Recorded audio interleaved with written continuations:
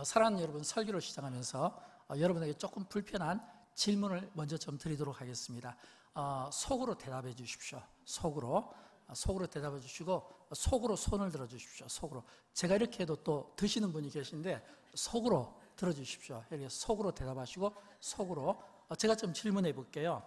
여러분이 가장 가깝게 여기는 분들, 가장 가깝게 지내는 분들에게 속아본 적이 있습니까? 가까운 사람에게 가족이 될 수도 있고 이웃이 될 수도 있고 속아본 적이 있는지. 두 번째 질문입니다. 대답하셨죠? 그 다음에 두 번째는 아주 가깝다고 생각하는 사람이 나를 거짓말시키는 거예요. 이 말은 뭐냐면 아주 가깝게 여기는 믿었던 사람이 나를 이용해서 거짓말을 해서 다른 사람을 속이게 만드는 거예요. 이런 경우는 내가 이용당하는 거예요. 혹시 그런 분 계십니까? 한번 속으로 대답해 보십시오. 그리고 속으로 한번 손을 들어주시면 좋겠어요. 또 하나 질문을 던져볼게요. 이번에는 좀 쉬운 질문입니다. 빨리 대답할 수 있을 것 같아요. 내가 거짓말 해본 적이 있는가? 가까운 사람에게, 믿을 만한 사람에게 거짓말 해본 적이 있는가라고 하는 겁니다. 여러분, 제가 이 말씀을 드리는 것은 인간이 말을 안 하고 살 수가 없잖아요. 왜냐하면 우리는 말을 하면서 살 수밖에 없거든요. 서로 관계를 맺으면서 살 수밖에 없어요. 근데 사실은 그 관계 속에서 내가 거짓말을 하지 않고 이야기한다는 것이 정말 쉽지가 않습니다. 정말 쉽지가 않아요.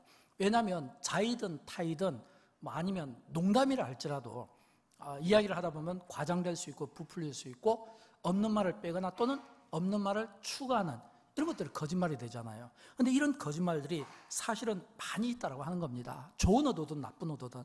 여러분, 저는 지금부터 이제 저희 설교를 들으면서 한번 여러분 스스로가 질문을 해봤으면 좋겠어요. 나는 정직한가? 아니면 나는 거짓말을 즐겨하는가? 나는 정직한가? 아닌가?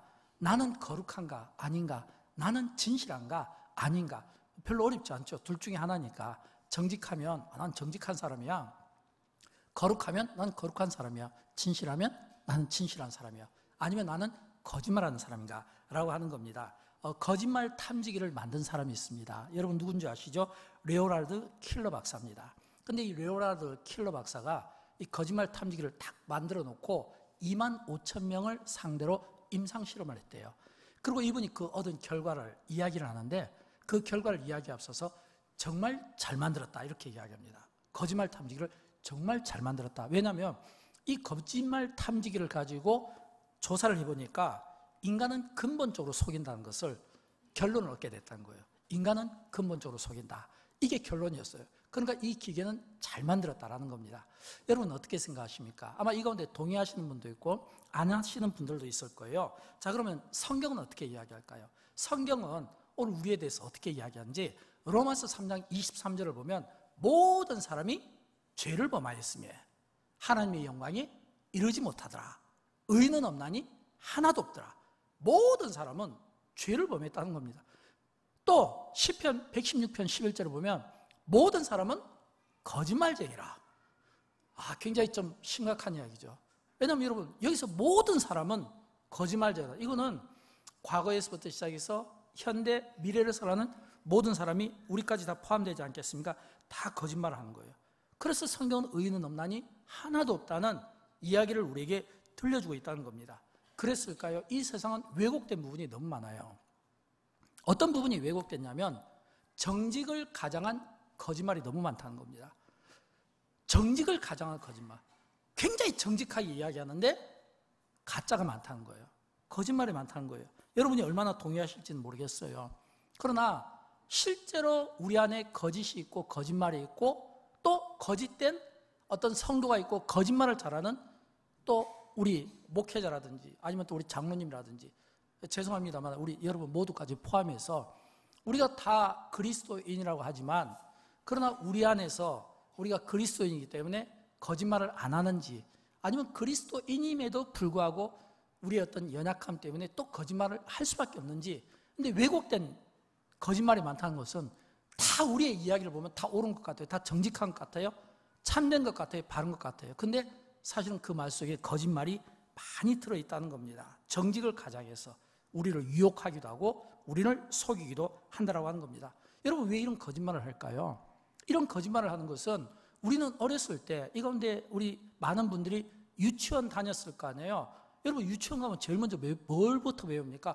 정직하라, 착하게 살아라, 바르게 살아라, 이것부터 배우잖아요. 그러니까 사실은 우리는 이미 유치원 때 우리가 이 세상을 살아가는 모든 삶의 방식은 다 배운 겁니다. 착하게 살아라, 정직하게 살아라. 근데 이게 왜 되지 않을까요? 정직하게 살고 싶은데 되지 않는 것은 마음 때문입니다. 마음 때문에. 어떤 마음일까요? 자, 이번에는 성경이 그러면 우리 마음에 대해서 어떻게 이야기하는지 마태복음 12장 34절과 마태복음 15장 19절면 이 마음을 어떻게 이야기하는지 우리 같이 한번 읽어보도록 할까요? 이는 마음에 가득한 것을 입으로 말함이라. 마음에서 나온 것은 악한 생각과 살인과 간음과 음란과 도둑질과 거짓 증언과 비방이니, 이렇게 되어 있거든요. 여러분 지금 이 말씀 뭐냐면 우리의 입에서 나오는 게 거짓말이 아니라 마음에서 나오는 게 거짓말이라는 겁니다. 마음에서 나오는 게.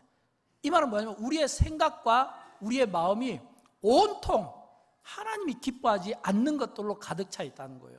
악한 생각, 살인, 간음, 음란, 도둑질, 거짓 증언, 비방 등으로. 그러니까 우리 마음이 깨끗하지 못하니까, 우리 생각이 건전하지 못하니까 우리의 입을 통해 나가는 것은 우리의 마음을 대변하고 우리의 생각을 대변하니까 거짓말이 많다는 겁니다. 여러분, 그러나 우리 가운데 그 누구도 다 우리가 정직하다고 믿고 싶고 우리는 정직한 사람이라고 믿고 싶고 정직하게 살아간다고 믿고 싶지, 우리 가운데 누가 내가 거짓말한다고 믿고 싶은 사람이 있겠습니까? 여러분 정직하다면, 여러분이 정말 인격이 바르다면, 저는 우리가 인격이 바르고 정말 정직하다면, 그러면 성경은 오늘 우리의 이 인격, 마음을 어떻게 이야기하는지 또 한번 보도록 할게요. 이번에는 에레미야서 17장 9절 말씀인데 우리 같이 한번 읽어보도록 합니다. 만물보다 거짓되고 심히 부패한 것은 인간의 마음이라 그랬거든요.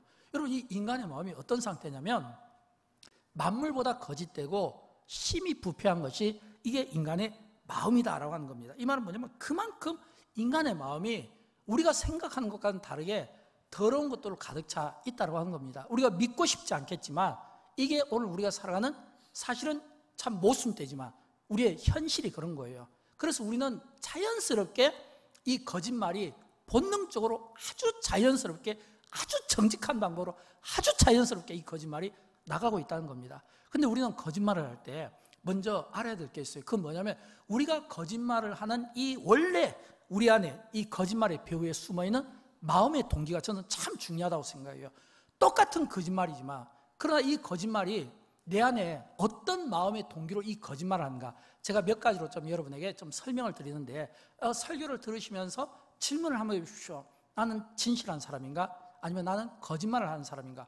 만약 내가 거짓말을 한다면 이 거짓말 안에 내가 거짓말하는 이 마음의 동기가 어떤 동기인가, 숨어있는 진짜 마음의 이 동기를 한번 찾아보면 좋겠어요. 첫째는 뭐냐면 미움입니다. 미움.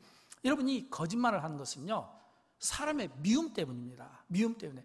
어떤 미움일까요? 우리가 보면 사람들을 미워하잖아요. 근데 사실은 사람들을 미워하는 것은 이유가 있어요. 내가 저 사람을 너무 사랑하는 거예요. 근데 그 사람이 나의 사랑을 거절합니다. 그러면 굉장히 밉겠죠. 그잖아요. 또 내가 저 사람과 아주 좋은 관계를 유지하고 싶은데 저 사람이 거절합니다. 그럼 굉장히 밉겠죠. 또는 저 사람이 나보다 뭔가 더 좋은 조건을 가지고 있다. 그게 괜히 화가 나는 거예요. 미운 거예요. 왜냐하면 우리가 이웃이 사촌보다 가깝다는 말도 있지만 또 이웃이 사촌이 또 뭐를 사면 배가 아프다는 말도 있잖아요. 그러니까 이 미움이 우리에게 잔인한 거짓말을, 매우 잔인한 거짓말을 만들었는데, 이 미움이 잔인한 거짓말을 만들어낸 것은 그 의미가 뭐냐면 복수의 의미가 담겨져 있는 거예요.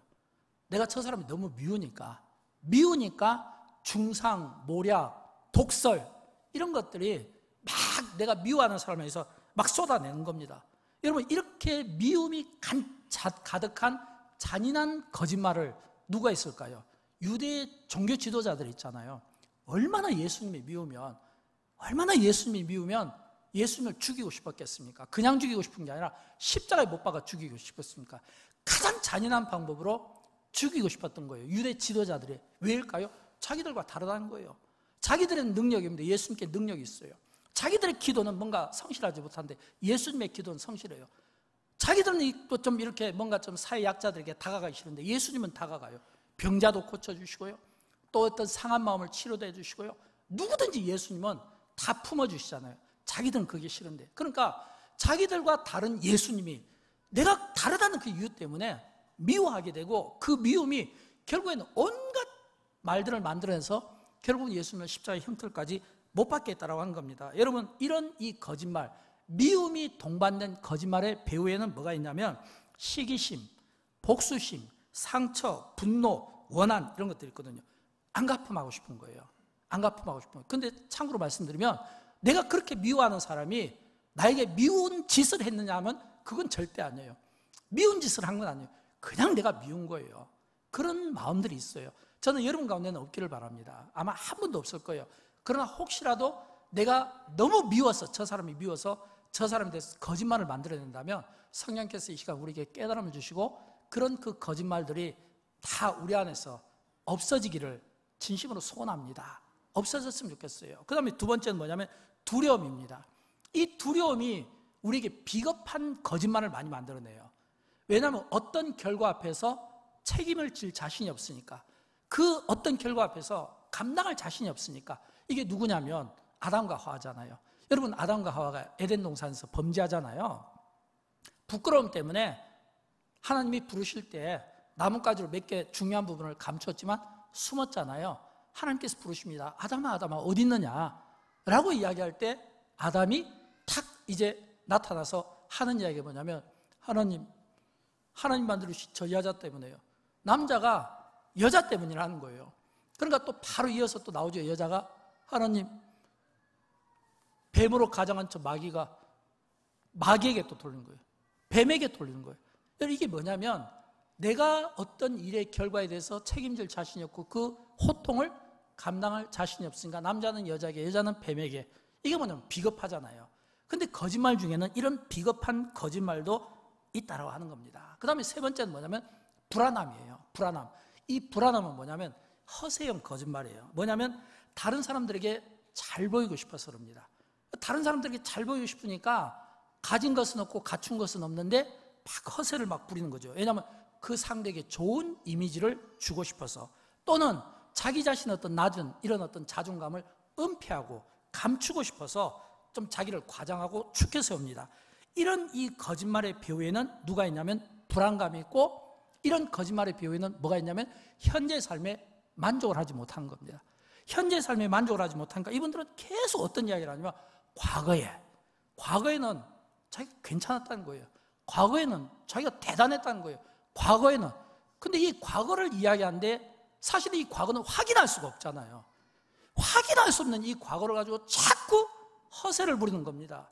자기 어떤 낮은 자존감을 보상받고 싶어하는 그 보상 심리가 그로 하여금 자꾸 과거에 자기 자신을 덜먹이는 거예요. 이런 사람 특징은 뭐냐면 공작새와 같은 거예요.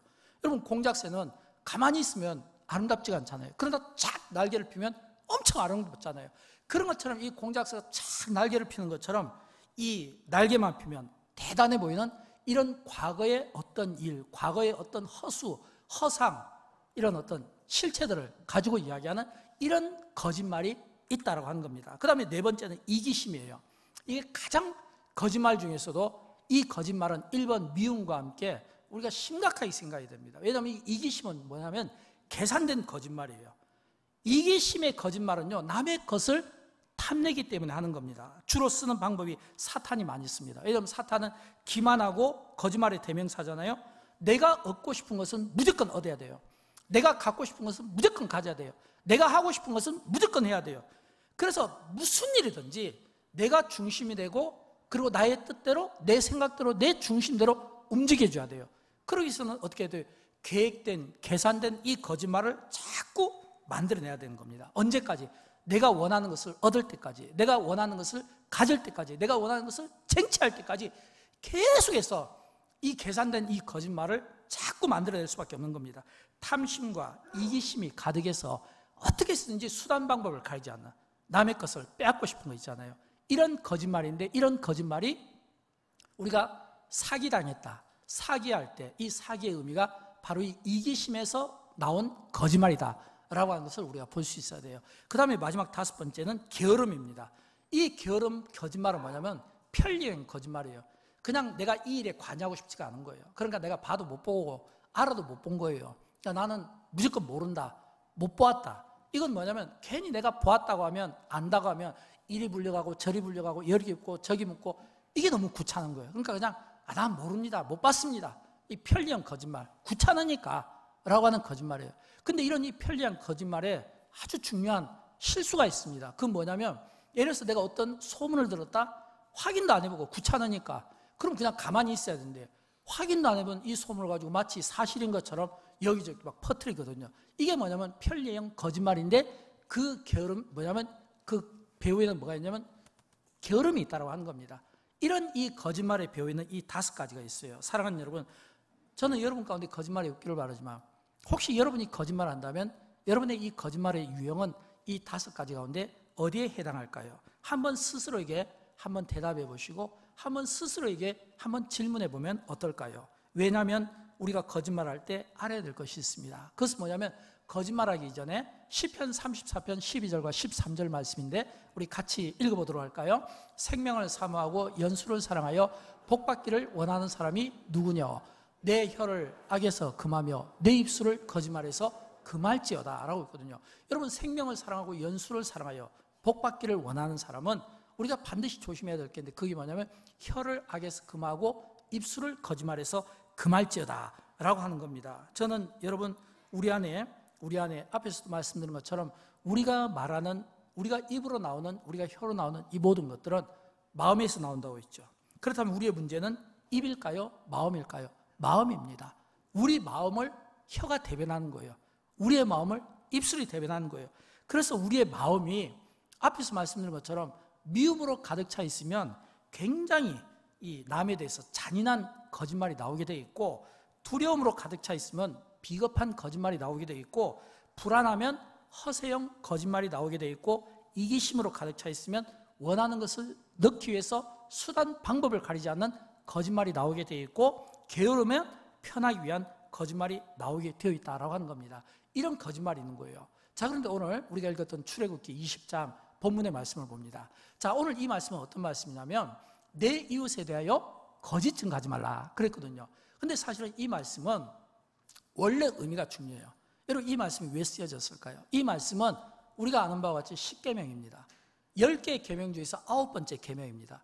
근데 이 계명을 하나님께서 주신 것은 구원받은 하나님의 백성들이 계명을 잘 지킬 책임이 있고, 구원받은 하나님의 백성들이 이 계명을 잘 지켜나감으로써 하나님의 영광을 올려드리는 겁니다. 그래서 이 계명이 주어질 때 내 이웃에 대하여 거짓 증거하지 말라라고 했을 때 이 첫 번째 의미는 어떤 의미냐면 법적인 용어입니다. 법적인 용어예요. 왜냐하면 이 출애굽기에 나오는 하나님께서 십계명을 주실 때 그 당시에 계명이 613개라는 율법의 조항이 있었어요. 계명, 율례, 법도 이런 것들이 있었잖아요. 규례 이런 것들이 613개가 있었어요. 하라 하지 마라로 되어 있거든요. 근데 그 많은 그 율법들은 전부 다 재판을 하게 되어 있습니다. 예를 들어서 거짓말하면 증인을 앞세워서 진짜냐 거짓말이냐, 살인하면 증인을 앞세워서 진짜냐 거짓말이냐, 뭐 탐심, 도둑질 전부 다 이게 전부 다 증인이 있다는 거예요. 그래서 이 십계명이 주어질 때 내 이웃에 대하여 거짓 증거하지 마라, 이 이야기는 법적 용어로 너희가 증인의 자리에 섰을 때 거짓 증거를 하면 안 된다라고 하는 겁니다. 여러분, 왜 이 이야기가 들려질까요? 이 이야기가 들려진 것은 우리가 많은 경우, 예를 들어서 내가 증인으로서 내가 어떤 누군가에게 내가 본 그 진실을 이야기하기 전에 우리는 고민한 게 있습니다. 어떤 고민을 합니까? 그 증거하기에 앞서서 그 사람과 나와의 관계를 고민하는 거예요. 내가 이야기를 하는 게 옳을까 아닐까. 그래서 결국은 그 고민이 어떤 정의로, 공의로 하기보다는 그 관계를 악화시키지 않기 위해서 그 관계에 내 자신을 묻어버리는 겁니다. 그러다 보니까 거짓 증거들이 나오는 거예요. 근데 이 거짓 증거가 그냥 거짓 증거로 끝나는 게 아니라, 여러분, 우리가 이웃에 대해서 거짓 증거를 한다는 것은 알아야 될 게 있어요. 먼저 이웃이 누굽니까? 이웃은, 성경에 보면 이 이웃은요, 우리가 그들을 사랑하고 아껴야 될 사람입니다. 이웃은 사촌보다 더 가까운 사람이에요.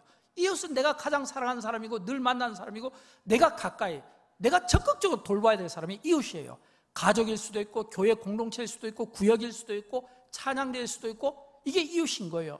근데 이 이웃에 대해서 거짓 증거하지 말라는 것은 나의 거짓 증거가 이게 자칫 잘못 하나님을 거짓신으로 만들 수 있다는 거예요. 여러분, 하나님은 어떤 분입니까? 하나님은 우리의 믿음의 대상이에요. 우리의 신앙의 대상이에요. 하나님은 어떤 분이십니까? 천지를 창조하신 분이에요. 우리의 창조주예요. 그러면 하나님은 우리의 경배를 받으시는 분이에요. 우리는 하나님 앞에 정직해야 됩니다. 우리는 하나님 앞에 선해야 돼요. 하나님이 선하시니까 우리가 선해야 되고, 하나님의 이미지 형상을 가진 우리는 그 하나님의 성품을 받아서 살게 되어 있는 겁니다. 근데 하나님의 백성이고 하나님을 드러내야 될 빛과 소금처럼 살아야 될 우리가 거짓말하면, 우리가 악한 말을 하면 결국 내가 믿는 하나님을 거짓신으로 만들어버리는 거예요. 그래서 거짓말을 하면 안 되는 거예요. 또 뿐만 아니라 내가 거짓 증거를 하게 되면 하나님을 거짓신으로 만들 뿐만 아니라 자칫 잘못하면 내 형제, 자매, 사랑하는 우리의 이웃이 크게 실족당할 수 있는 겁니다. 심한 경우는 자살까지도 할 수 있습니다. 억울하고 분하니까 그럴 수 있잖아요. 그래서 십계명은 우리에게 이 거짓 증거하지 말라라는 것을 강력하게 우리에게 말씀하는 겁니다. 또 뿐만 아니라 이 거짓 증거를 하면 안 되는 이유는 세 가지가 있어요. 저는 이 거짓말하면 안 되는 이 세 가지를 여러분에게 말씀을 드렸는데, 이 말씀도 마음에 새겼으면 좋겠어요. 첫째는 뭐냐면, 우리가 거짓 증거하면 안 되는 것은 우리가 마귀의 도구로 살게 되면 안 되기 때문입니다. 왜냐하면 이 거짓 증거, 이 거짓말은 이게 단순한 거짓말이 아니에요. 우리가 거짓말할 때 그냥 우리는 뭐 어떤 경우는 농담으로 했어요. 그냥 하다 보니까 됐어요. 그냥 이런저런 이유를 들거든요. 근데 사실은 그게 아니에요. 성경은 우리에게 모든 사람은 거짓말쟁이였고, 인간의 마음은 죄와 부패와 더러운 것으로 가득 차 있다고 했고, 더 중요한 것은 이 거짓말을 하면 안 되는 것은 우리가 거짓말할 때 이 거짓말이 사실은 마귀의 도구로 내가 쓰임을 받는다는 겁니다. 왜냐하면 마귀가 거짓말의 아비가 되고 거짓말의 원조가 되기 때문에 그래요. 우리 성경 말씀을 한번 보도록 할까요? 요한복음 8장 44절인데 우리 같이 한번 읽어보도록 합니다. 너희는 너희 아비 마귀에게서 났으니 너희 아비의 욕심대로 너희도 행하고자 하느니라. 그는 처음부터 살인한 자여 진리가 그 속에 없으므로 진리에 서지 못하고 거짓을 말할 때마다 제 것으로 말하나니 이는 그가 거짓말쟁이요 거짓의 아비가 되었음이라. 아멘. 여기 보니까 진리가 없는 거예요. 마귀에게는 진리가 없습니다. 그런데 마귀에게는 진리가 없는데도 불구하고 자신이 스스로 진리라고 착각하면서 자기 이야기를 갖다 자꾸 쏟아내는 겁니다. 그런데 여러분 아십니까? 여기 보니까 마귀는 거짓말쟁이요 거짓의 아비가 됐다. 사실은 이 마귀가요, 이 거짓의 원조가 되는 겁니다. 왜일까요? 여러분, 이 거짓말이 어디서부터 시작됐습니까? 에덴 동산에서부터 시작됐잖아요.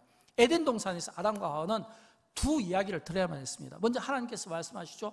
뭐라고 말씀하는 거예요? 이 동산에 있는 모든 실과는 다 먹되 선악을 알게 되는 나무는 먹지 말라. 먹으면 반드시 정령 죽으리라고 그랬거든요.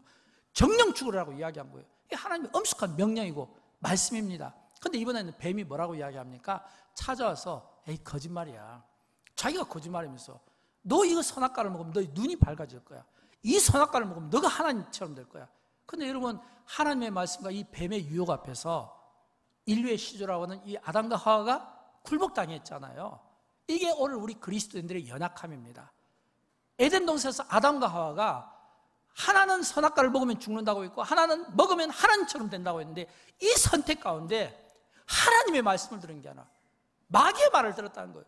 뱀의 말을 들었다는 겁니다. 이것은 오늘 우리도 똑같아요. 우리가 많은 경우 우리가 하나님을 믿고 하나님을 신뢰하는 것 같지만 사실은 마귀의 이야기를, 사탄의 이야기를 하나님의 이야기보다 더 우위에 놓고 살아가는 경우가 더 많다고 하는 겁니다. 말씀보다 사탄의 말을 더 높이는 거예요. 그러니 여러분 기억하십시오. 에덴 동산에서부터 이미 인류의 시조인 이 아담과 하와가 그 뱀의 유혹을, 그 뱀의 거짓말을 견디지 못하고 이미 굴복을 당한 거예요. 그래서 우리는 거짓말을 할 때마다 여러분 마음속에 그런 생각을 한 번쯤 해봤으면 좋겠어요. 에덴 동산에서 아담과 하와가 실패한 거야.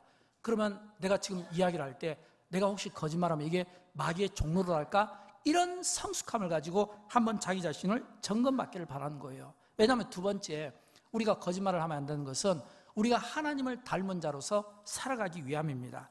여러분, 성경에 보면 예수님께서 뭐라고 했어요? 나는 길이다, 나는 진리다, 나는 생명이다 그랬잖아요. 길이요 진리요 생명이요. 이 진리라는 말 속에는 정직도 포함됩니다. 이 진리라는 말 속에는 거룩도 포함되는 거예요. 예수님께서 나는 진리요라고 했잖아요. 그러면 진리가 어디에 있습니까? 그리스도께 있고 진리가 그리스도의 말씀으로 말미암는다는 거예요.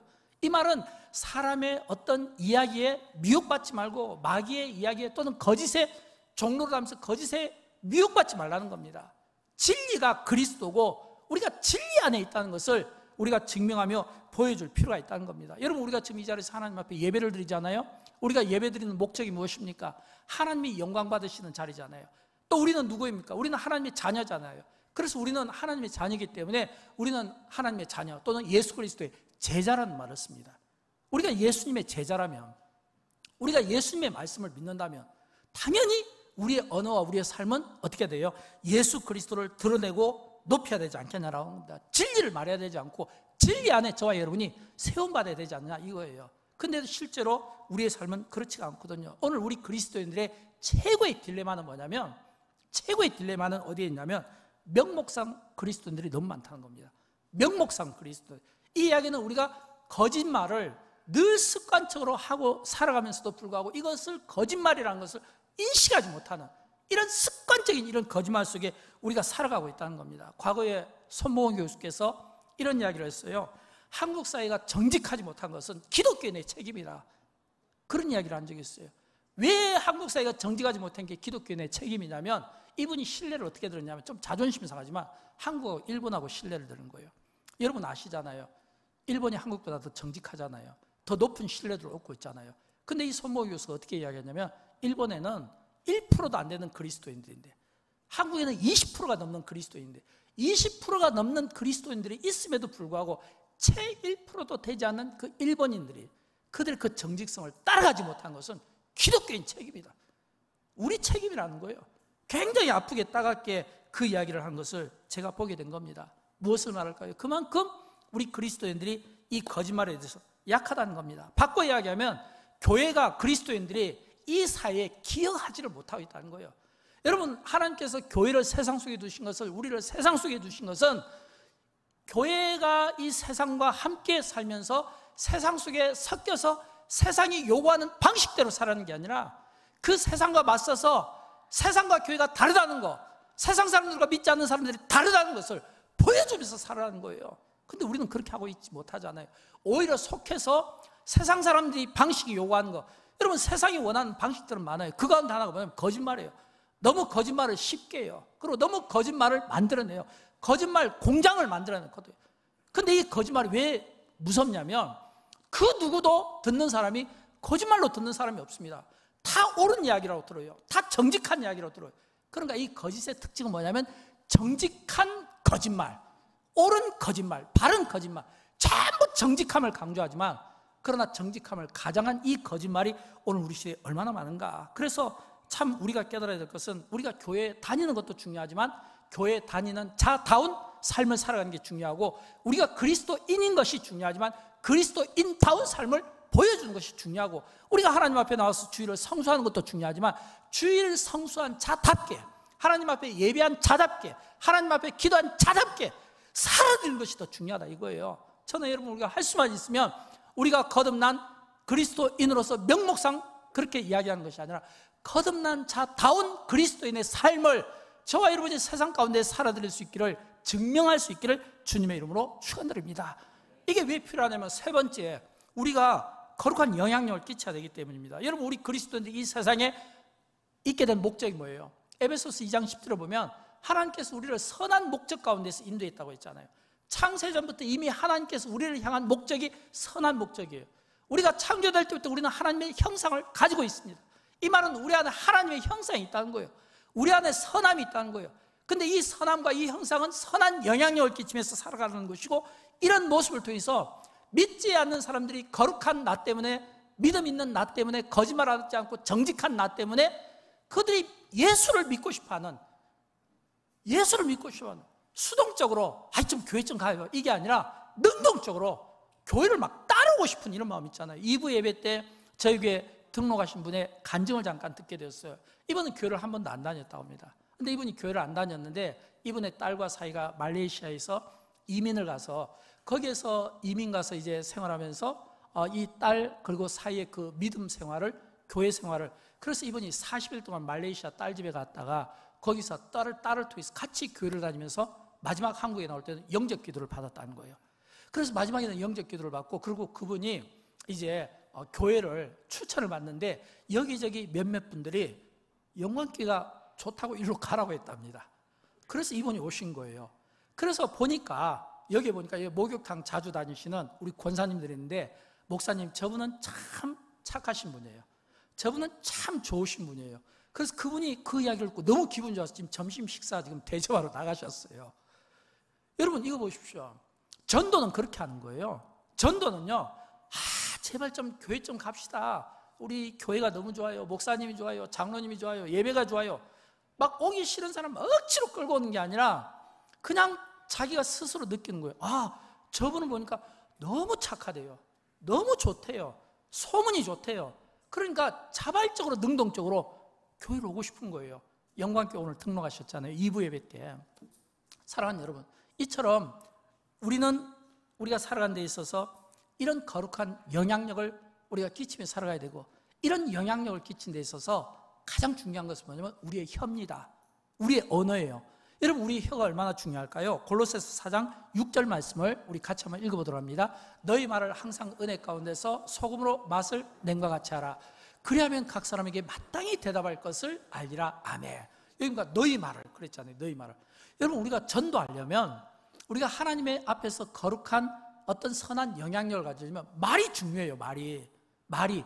여러분, 우리가 어떤 말을 합니까? 그 말이요, 적극적 의미에는 항상 은혜 가운데서, 적극적 의미에서는, 소극적 의미에서는 이 부패된 말이 나오지 않도록 하기 위해서, 그러니까 부패된 이런 냄새나는 이런 언어가 나오지 않도록 하기 위해서 필요한 게 뭐냐면 소금이잖아요. 그러니까 바울이 지금 우리에게 들려주고 싶은 메시지는 뭐냐면 우리의 언어 생활이 너무 중요하다는 겁니다. 우리의 언어 생활을 통해서 우리가 하나님의 영광을 드러나기도 하고 전도의 문이 열리기도 하고 복음이 그 영광을 넘치게 받기도 하지만, 우리의 언어를 통해서, 우리의 말을 통해서 교회의 이미지 깎이고 하나님 이미지 깎이고 성도의 이미지가 깎이면서 실추되기도 한다는 거예요. 여러분은 어떤 언어를 씁니까? 여러분 정직하게 여러분의 언어 생활을 한번 점검해 봤으면 좋겠어요. 정직하십니까? 거짓말 하십니까? 옳은 말만 하십니까? 아니면 잘못된 말을 하십니까? 한번 스스로 생각해 보세요. 저는 없기를 바라요. 그러나 대부분 이 거짓말의 특징은 뭐냐면 반복된다는 겁니다. 이 거짓말의 특징은 계속 연결성을 가져서 계속해서 만들어낸다는 겁니다.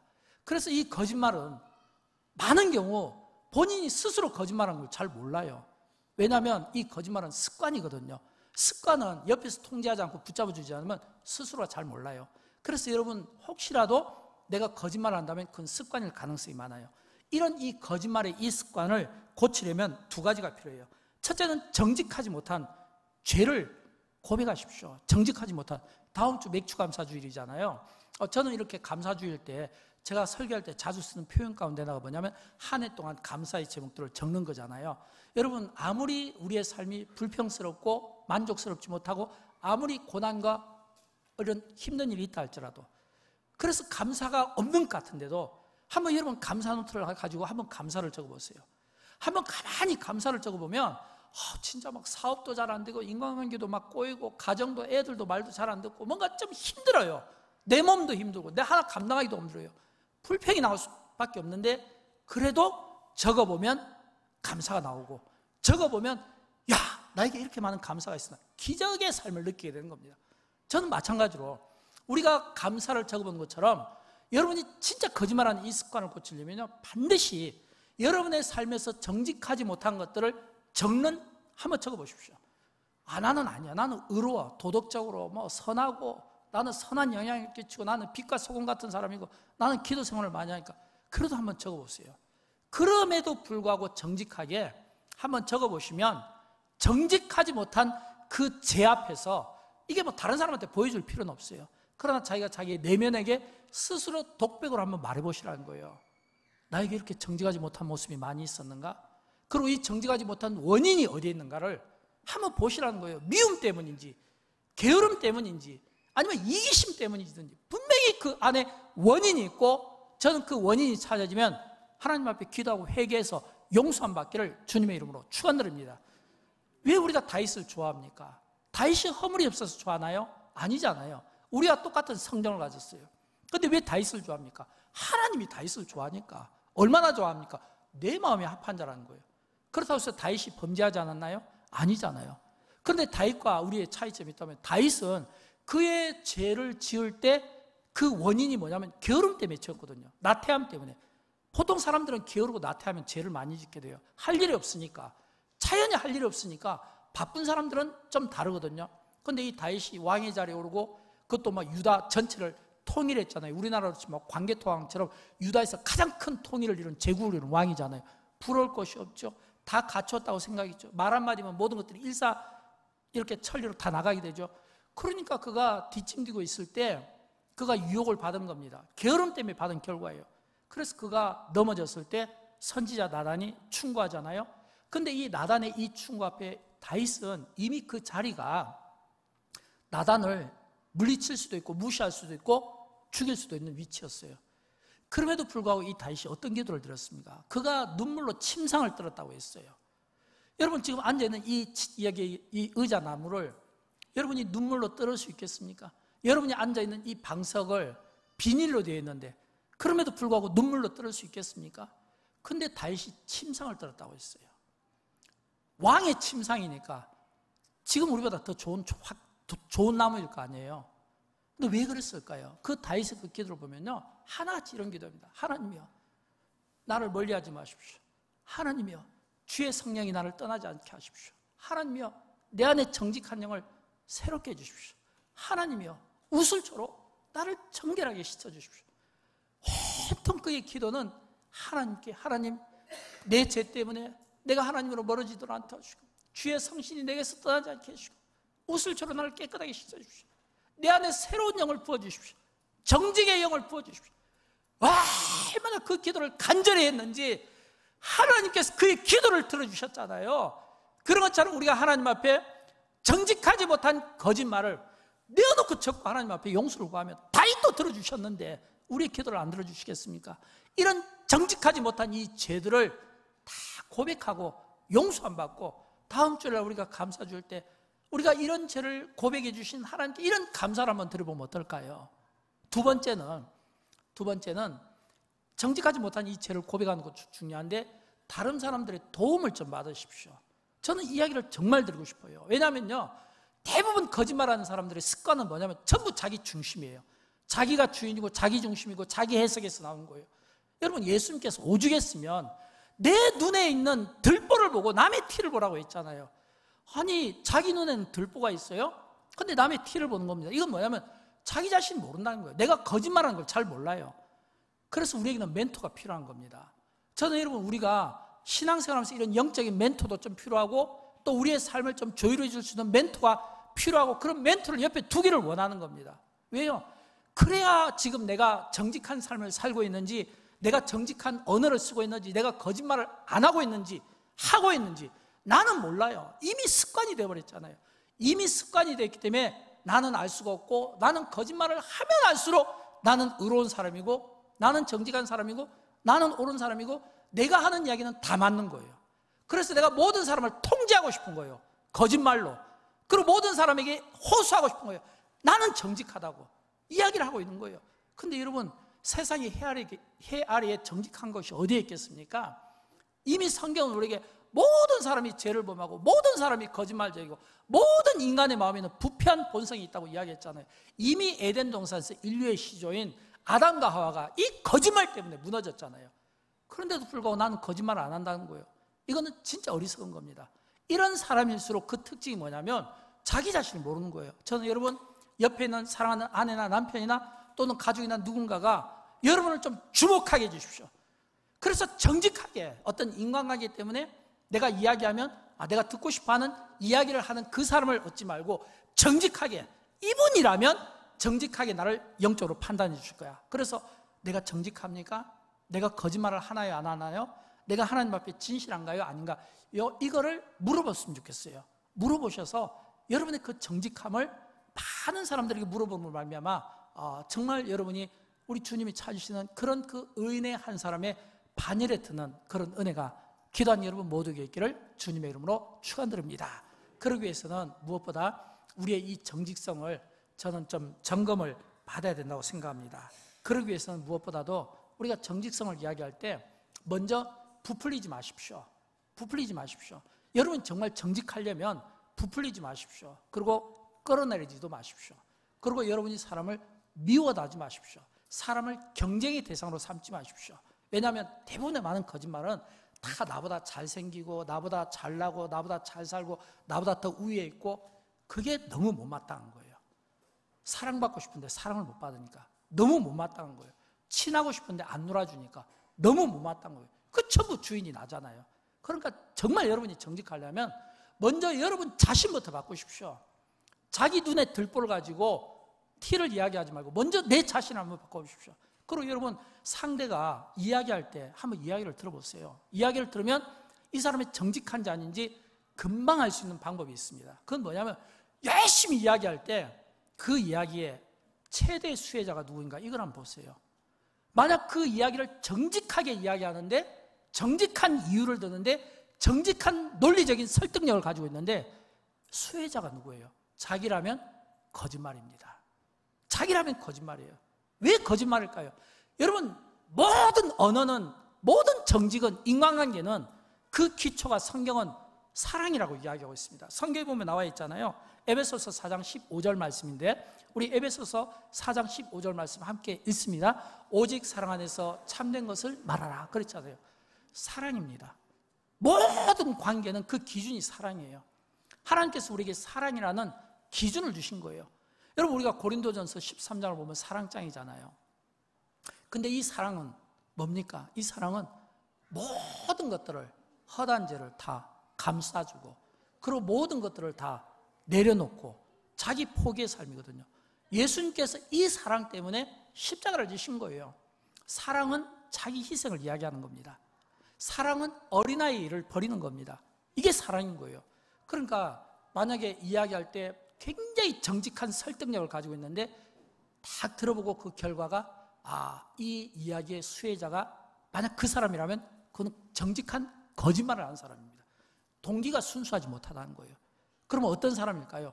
정직하게 이야기하는데, 그래서 자기를 손해보게 하는 겁니다. 그건 진짜로 믿어도 될 것 같아요. 여러분, 이런 기준들이에요. 그럼 그 사람의 이야기를 한번 들어보십시오. 어떤 이야기를 합니까? 긍정적인 이야기입니까? 부정적인 이야기입니까? 환경을 놓고, 정치를 놓고, 살림을 놓고, 자녀를 놓고, 아니면 인간관계를 놓고, 사람을 놓고. 긍정적인 사람은 계속 긍정적인 이야기만 하는 거예요. 부정적인 사람은 계속 부정적인 이야기하는 거예요. 칭찬하는 사람은 항상 칭찬해요. 깎아내리는 사람은 항상 깎아내려요. 좋게 이야기하는 사람은 항상 좋게 이야기하고, 욕하는 사람은 계속 욕만 하는 거예요. 여러분 한번 들어보세요. 들어보면 금방 알아요. 저분의 마음속에 무엇이 있는가, 언어를 통해서 알 수 있고 표정을 통해서 알 수 있는 거예요. 저는 여러분, 우리가 좀 더 성숙한 성도의 삶을 살았으면 좋겠습니다. 좀 더 우리가 성숙한 성도의 삶, 좀 더 하나님이 기뻐하시는 정말 이 땅의 빛과 소금 같은 삶을 살려면 우리가 어떻게 살아야 될까요? 정직하게 사는 겁니다. 이 정직에는 우리의 마음이 대변이 돼야 되는 거예요. 여러분, 우리 모두가 할 수만 있으면, 여러분을 관계하는 모든 사람들이 내가 정직하다고 이야기해서 정직한 게 아니라, 주변에 있는 사람들이 나를 평가할 때, 저분은 정직해. 그럼 그건 정직한 거예요. 제가 이렇게 목회하다 보면 저에게 많은 분들이 찾아옵니다. 이야기를 해요. 막 교회 돌아가는 이야기, 교우들끼리 이야기, 그 다음에 구약에 대한 이야기, 모든 이야기들을 다 제가 듣게 됩니다. 그럴 수밖에 없잖아요. 담임 목사의 위치가 그러니까. 제가 또 1, 2년 한 게 아니잖아요. 근데 그 이야기 보면 대부분 다 보면 목사님 정직하게 이야기했습니다. 옳게 이야기했습니다. 바르게 이야기했습니다.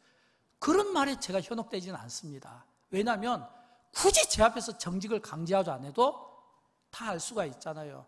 주변 사람들을 보면 알잖아요. 주변 사람들에게 정직한 사람인가, 주변 사람들에게 인정을 받는가, 주변 사람들에게 신뢰를 받는가, 거기에서 결정이 되는 거예요. 굳이 내가 말하지 않아도 주변 사람들이 인정하면 정직한 사람입니다. 그러나 내가 아무리 정직을 강조해도 아니면 아닌 거예요. 그때는 어떻게 할까요? 기도해 줍니다. 그를 위해서 기도해 준 겁니다. 여러분이 보실 때 정직하지 못한, 거짓말이 익숙한 분들 있잖아요. 그분들을 위해서 기도해 주십시오. 예수님께서 그분들을 위해서 기도해 주신 것처럼 기도해 주시고, 사랑으로 그 허물을 덮어주시고, 함께 주님이 만드신 이 아름다운 영광의 이 공동체를 건강하게 세워나가는데, 저와 여러분의 정직한 언어가 거룩하게 능력 있게 쓰임받기를 주님의 이름으로 축원드립니다.